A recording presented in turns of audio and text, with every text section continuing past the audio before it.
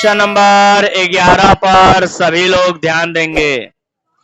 On 1 October 2019 Santosh purchase a machine for ₹1,90,000 and spent 10,000 रुपया on it's installation. 1,90,000 का machine है और 10,000 का इंस्टॉलेशन, दोनों मिला के 2 लाख का मशीन खरीदा गया है 1 अक्टूबर 2019 को संतोष के द्वारा। ऑन 30 नवंबर 2022 देख रहे हो, 1 अक्टूबर 2019 के बाद सीधे 30 नवंबर 2022 की बात कर रहा है। The machinery was disposed of for a sum of ₹1,46,000 रुपया, यानी 1,46,000 रुपया में उस मशीन को बेच दिया गया। Assuming the books are closed on 31 March each year, और हर साल बुक्स कब क्लोज होता है? 31 मार्च को। तो बताओ ना, पहला मशीन जो खरीदा गया था कब, कौन से डेट को? 1 अक्टूबर को खरीदा गया था। तो 1 अक्टूबर से लेकर के 31 मार्च तक का पहला साल का डेप्रिसिएशन लगेगा कितने दिन के लिए? 6 महीना के लिए। डिस्पोज ऑफ मैंने सेल करना। And the rate of depreciation is 10% per annum on diminishing balance. WDB method कह रहा है 10% के रेट से। तो सो द मशीनरी अकाउंट बनाना है। Prepare machinery account for 4 year. Simple. आ जाओ, एक एक मशीन है, 4 साल तक का अकाउंटिंग करना है, बीच में बेच दिया गया है, जब बेचा जाएगा तब तक का अकाउंटिंग होगा, उसके बाद काम खत्म। आ जाओ मशीन अकाउंट, फॉर्मेटवा खींच लो।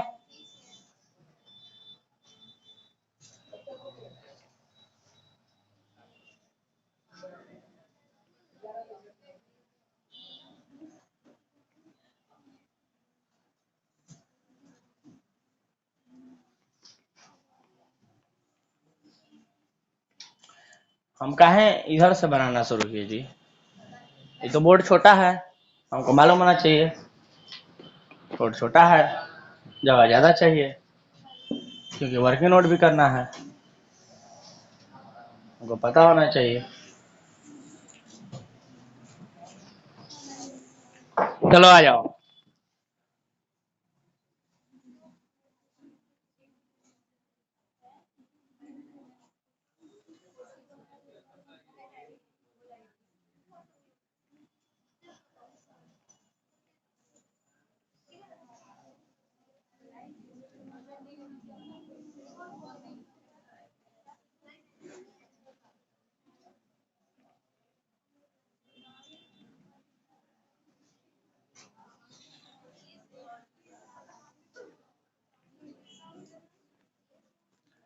चलो बोलो, ये क्रेडिट साइड का अमाउंट हो गया, पार्टिकुलर हो गया, ये डेट हो गया। ऐसे ही ये डेबिट साइड का अमाउंट हो गया, पार्टिकुलर हो गया, और ये डेट हो गया डेबिट साइड का। कोनो दिक्कत किसी को? नहीं बोलोगे? चलो, तो सबसे पहले मशीनवा कब खरीदा गया था, नहीं बोलो तो जल्दी से।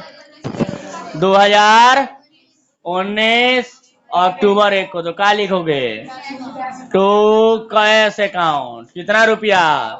1,90,000 प्लस 10,000। इंस्टॉलेशन था ना 10,000 का, टोटल मिला के 2 लाख का हो गया। अब बताओ आगे क्या लिखोगे? अब इस पर डेप्रिसिएशन लगाओगे ना। 2020 मार्च 31 को क्या लिखोगे? बाई डेप्रिसिएशन अकाउंट 2 लाख रुपया पर। यहाँ मत लिखो, सीधे लिख दो। कितना आएगा? 10%, 6 महीना के लिए 10,000 रुपया। कोनो दिक्कत? वर्किंग नोट कर लो, इसके लिए वर्किंग नोट कर लो। देखो इधर, वैल्यू ऑफ मशीन ऑन 31/10/2019 को है 2 लाख का। इसमें से लेस करेंगे डेप्रिसिएशन। यहां लिख दो ना, ऑन, बोलो, ऑन 31/3/2020 को डेप्रिसिएशन लग जाएगा। बोलो, डेप्रिसिएशन लग जाएगा कितना? 2 लाख रुपया का 10% 6 महीना के लिए कितना हो जाएगा? 10,000 रुपया हो जाएगा। माइनस करेंगे तो 1,90,000 हो जाएगा।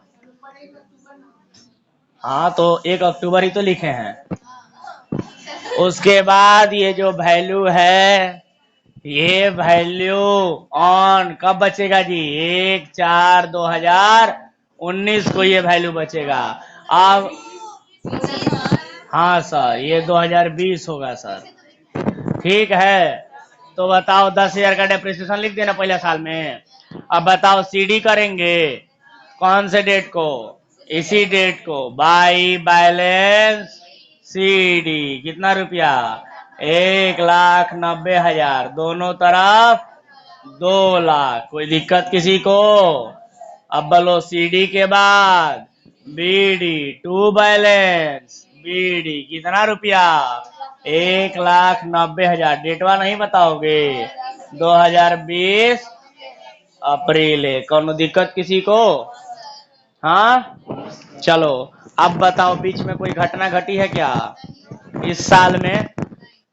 नहीं ना सर। तो 1 अप्रैल 2020 को जो साल शुरू हुआ है ये खत्म होगा 31 मार्च 2021 को, और उस बीच कोई घटना नहीं घटी है, तो सीधे साल के अंत में डेप्रिसिएशन लगा दिया जाए। तो बोलो ना, 2021 मार्च 31 बाई डेप्रिसिएशन अकाउंट पूरे 1 साल का ना।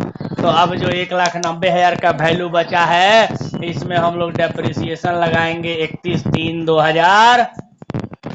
अरे बोलो ना भाई, 21 को डेप्रिसिएशन लगाएंगे, कितना आएगा? तो 1,90,000 का 10% पूरा 1 साल के लिए 12/12 तो हो जाएगा ये 19,000। समझ गए बात? तो 1,90,000 में से 19,000 माइनस करेंगे तो कितना बचेगा? 1,71,000 वैल्यू बचेगा। वैल्यू ऑन 1/4/2021 को ये बचेगा। लेकिन डेप्रिसिएशन अभी कितना आया था? 19,000। अब सीडी कर दें इसी डेट को। बाई बैलेंस सीडी कितना रुपया? 1,71,000 रुपया। किसी को दिक्कत? दोनों तरफ इक्वल करो। 1,90,000 दोनों तरफ इक्वल कर दो। 1,90,000। अब बोलो सीडी और इक्वल हो जाने के बाद बीडी करेंगे। बोलो टू बैलेंस बीडी कितना रुपया? 1,71,000। डेट बोलो 2021 अप्रैल 1। अब फिर जो साल शुरू हुआ है 1 अप्रैल 2021 को, ये खत्म होगा 31 मार्च 2022 को। तो क्या इसके बीच कोई घटना घटी है? नहीं घटी है। ओके, तो सीधे 1 साल का डेप्रिसिएशन लगा दे क्या? 2022 मार्च 31 को बाई डेप्रिसिएशन अकाउंट। बोलो, तो यहाँ पर डेप्रिसिएशन लगा दिया जाए ऑन 31/3/2022 को डेप्रिसिएशन लगा दिया जाए। बोलो ना, कितना लगाएंगे? तो 1,71,000 रुपया पर 10% पूरा 12 महीने के लिए कितना होगा? 17,100 हो जाएगा। तो माइनस करेंगे तो कितना बचेगा यहाँ पर? 1,53,900। लेकिन अभी डेप्रिसिएशन कितना आया है?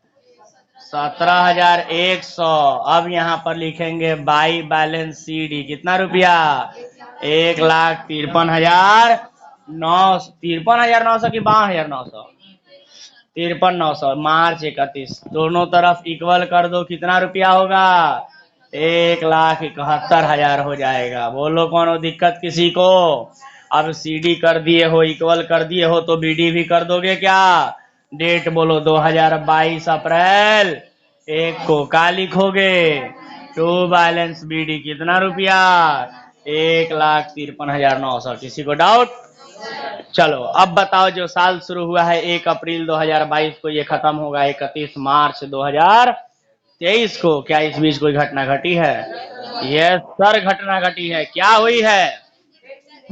मशीन बेच दिए हैं। Machine was disposed of. कब बेचा गया है सर? 30 नवंबर को बेचा गया है ना, और अभी तो 1 अप्रैल है, यानी 30 नवंबर तक मशीनवा यूज हुआ है ना। तो 30 नवंबर तक का तो डेप्रिसिएशन लगेगा ना।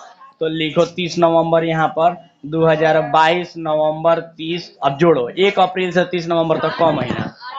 पूरा अप्रैल 1 अप्रैल से तो पूरा अप्रैल, मई, जून, जुलाई, अगस्त, सितंबर, अक्टूबर, 30 नवंबर है तो पूरा नवंबर। कितना हुआ? 8 महीना। तो यहाँ पर अब ये वैल्यू जो बचा था, ये वैल्यू कब बचा था जी? ऑन 31/3/2023 को बचा था ना ये वैल्यू, बोलो ना।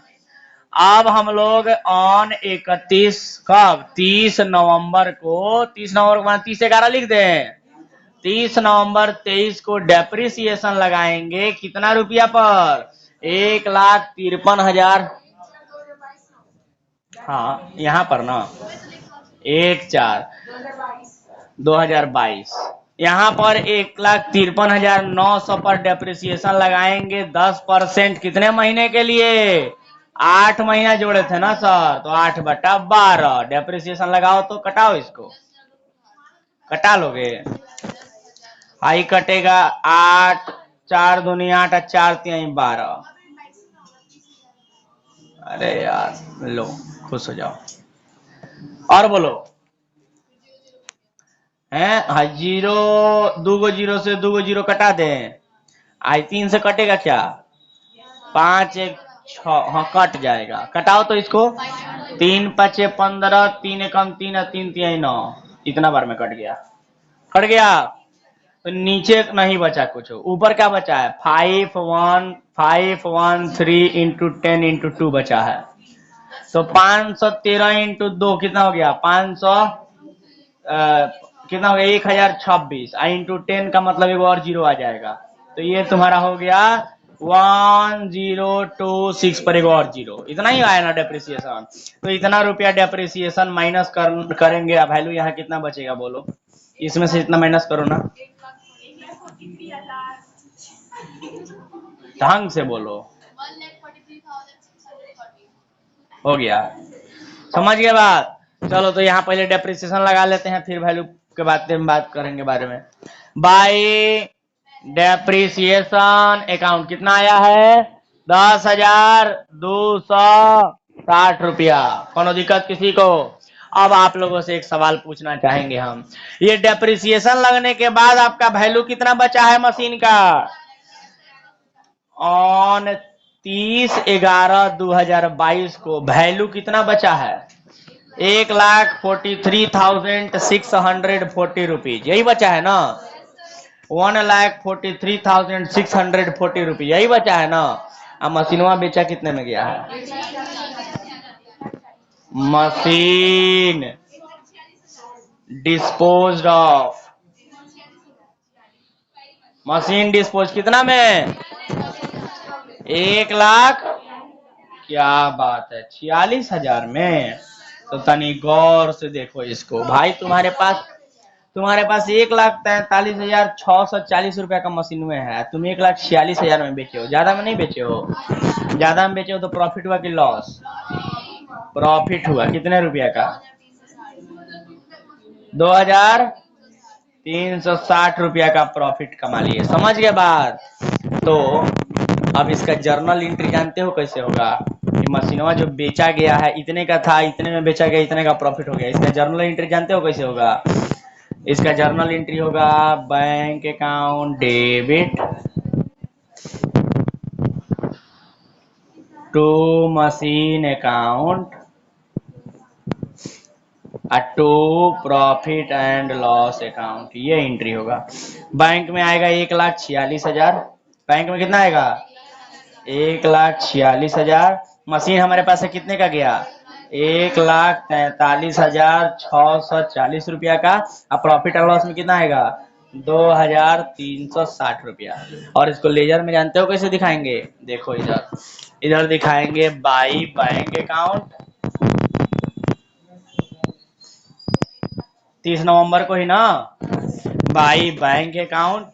और यहाँ बैंक में लिख देंगे 1,46,000 रुपया।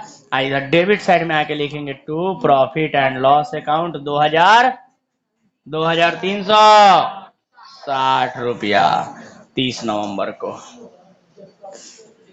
ये आपका लेजर ट्रीटमेंट होगा। बुझे? बोलो ना। मशीनवा बेच दिए, मशीन खत्म। अब आगे अकाउंटिंग हुआ क्या, एगो मशीन में था उसको बेच दिया, अब कैसा अकाउंटिंग, अब का फिर डेप्रिसिएशन लगाओगे। डेप्रिसिएशन लगाने के लिए मशीन होना भी तो चाहिए। चलो दोनों तरफ क्या कर दो, टोटल कर दो। सीडीबीडी, सीडीबीडी नहीं होगा, मशीन होना भी तो चाहिए सीडीबीडी के लिए। चलो इक्वल कर दो, कितना रुपए इक्वल करोगे बोलो, 1,56,260 रुपया। इधर भी हो जाएगा 1,56,260 रुपया आंसर। चलो काम खत्म, क्वेश्चन नंबर 11 खत्म, बना लो।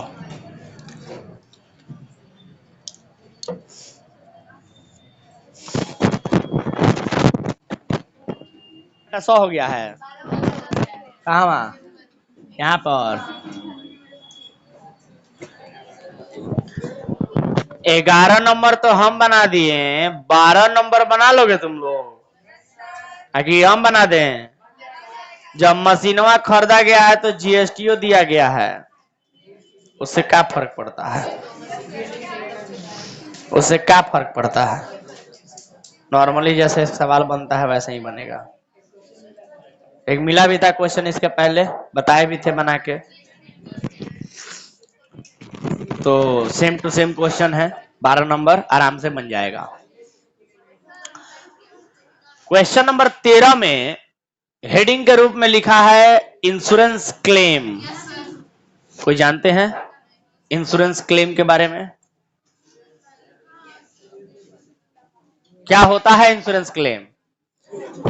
तो इंश्योरेंस क्लेम का जो पैसा है ना, सुनो सुनो, जैसे मशीन को बेचा जाता है और पैसा मिलता है तो जो एंट्री किया जाता है साथ में प्रॉफिट लॉस का हिसाब करके, ठीक उसी प्रकार से इंश्योरेंस क्लेम में भी होगा, सेम टू सेम। अगर कोई इंश्योरेंस क्लेम क्यों हम कराते हैं, क्यों कराए हो जी इंश्योरेंस तुम गाड़ी का अपना, क्यों कराए हो बोलो ना। टूटेगा ना तो उसका भरपाया मिल जाएगा, कुछ एक्सीडेंट हो गया ना तो इंश्योरेंस कंपनी से उसका भरपाया मिल जाएगा। इसीलिए अब मान लो कभी ऐसे टूट गया कि अब वो बनने लायक नहीं है तो पूरा वैल्यू मिलेगा, पूरा गाड़ी नया मिलेगा, पूरा पैसा मिलेगा, गाड़ी का पूरा पैसा मिलेगा ना जी। तो इंश्योरेंस वाले जो है ना वो लगभग अनुमान लगाते हैं कि आपका जो एसेट है, आपका जो संपत्ति है वो कितने के लगभग में है, ऐसा अनुमान लगाते हैं और उतना ही रुपया देते हैं वो लोग। तो हो सकता है कि उनका अनुमान हमारे एसेट के रियल वैल्यू से थोड़ा सा ऊपर नीचे हो जाए। अगर उनका अनुमान हमारे एसेट से तनी ऊपर हो गया तो हमको प्रॉफिट हो जाएगा, और उनका अनुमान तनी हमारे एसेट से नीचे हो गया तो हमको लॉस हो जाएगा ना। ऐसा नहीं है, हो सकता है। वैसे तो उनका कोशिश यही रहता है कि वैल्यू कम से कम दे हम, उनका कंपनी वालों का तो कोशिश यही रहता है, लेकिन उनको क्या पता हम डेप्रिसिएशन कितना लगाते हैं। हम डेप्रिसिएशन 10% के बजाय 15%, 20% भी तो लगा सकते हैं। वो तो सोच रहे होंगे 10% से लगाता होगा, और 10% के हिसाब से वो कम करके इतने दिनों का डेप्रिसिएशन लगा लगा के वैल्यू इतना निकाले होंगे किसी एसेट का। हो सकता है कि जितना वो लोग निकाले होंगे उससे कम वैल्यू हम हमारे एसेट का होगा, तो वो लोग जितना पैसा हमको देंगे उसमें प्रॉफिट हो सकता है ना। मतलब हमें प्रॉफिट और लॉस हो सकता है, इंश्योरेंस क्लेम से पैसा मिलेगा तो सिंपल बात है सर। इंश्योरेंस कंपनी से भी पैसा मिलेगा तो वही एंट्री होगा, बैंक अकाउंट डेबिट। अगर लॉस हो गया तो profit and loss account debit to insurance company account, to अगर प्रॉफिट हो गया तो to profit and loss account. माने जो एंट्री यहां हुआ करता है सेम यही एंट्री वहां भी होगा, बस मशीन के जगह पर क्या लिखाएगा, अरे यहाँ पर बैंक के जगह पर इंश्योरेंस कंपनी लिख सकते हो, या बैंक भी लिखोगे तो भी काम चल जाएगा। एंट्री यही होगा, मशीन यहाँ लिखा जाएगा क्रेडिट में, क्योंकि मशीन तो एक्सीडेंट हो गया ना, मशीन तो खत्म, गया, टाटा बाय बाय, मशीन गया। तो एंट्री यही होगा, bank account debit to machine account. अगर प्रॉफिट हो गया तो to profit and loss account, loss हुआ रहता तो profit and loss account debit में। हिसाब किताब ऐसा ही होगा। मतलब जैसे तुम लोग ये क्वेश्चन बनाए हो ठीक ऐसे ही क्वेश्चन नंबर 13 बनेगा, ट्राई करोगे बन जाएगा। तो चलो आज के लिए मेरे तरफ से इतना ही रहने देते हैं, मिलते हैं अगले क्लास में, तब तक के लिए टाटा बाय बाय, धन्यवाद।